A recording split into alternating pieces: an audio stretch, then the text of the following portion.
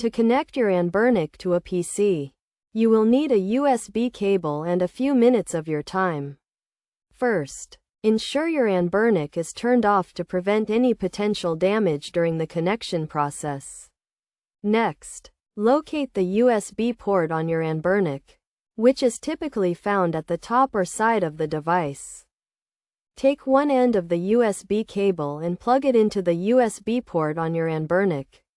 Make sure it is securely inserted to establish a stable connection. Now, take the other end of the USB cable and plug it into an available USB port on your PC. Your PC should automatically detect the Anbernic and install any necessary drivers. If your PC does not automatically detect the Anbernic, you may need to manually install the drivers. You can do this by downloading the official Anbernic drivers from the manufacturer's website and following the installation instructions. Once your Anbernic is connected to your PC, you can transfer files, update the firmware, and perform other tasks. To transfer files, simply open the File Explorer on your PC, locate the Anbernic device, and drag and drop the desired files to or from the device.